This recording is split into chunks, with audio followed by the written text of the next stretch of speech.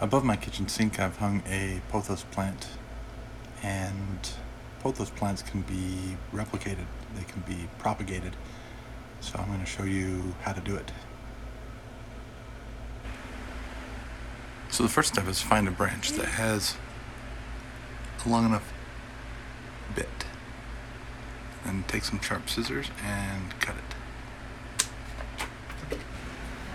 So each part of the vine where the flower, or excuse me, each part where this leaf meets the vine is called a node, and you want to separate off those nodes by clipping within a 1/4 inch of where they come. You trim up the spaces between the leaves because you don't actually need that. You just need this little itty bitty piece out here. A lot of people say that the very end tip doesn't work very well. My experience is that it's 50-50, so I usually include it in case it works.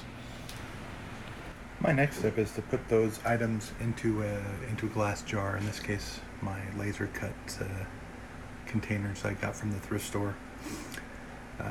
So as you can see, the bottom of these ones are done. That's why I'm making a new plant. If you look at this, you can see, focus there.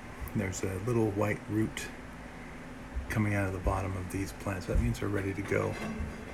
So it's time to take these out and put them in a regular pot, and then put these into one of these glass jars.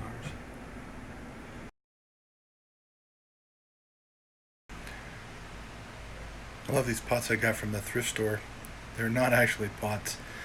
They're pieces of plastic that you put the bottom of your bed on, and they raise your bed up 6 inches.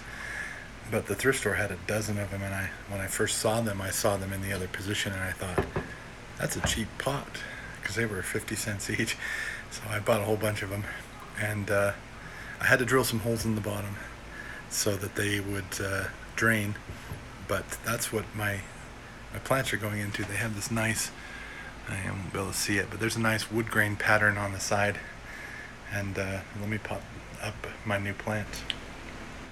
The secret for me to make a nice full plant is to hang the leaves around the edges so they only go down about so far, because that's where the roots are at. And then make a couple holes in the center and put 2 or 3 here in the middle so that it will work. And then to give it a nice solid soaking so that it's ready to go.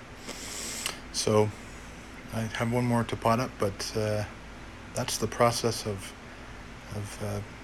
turning one pothos plant into 2.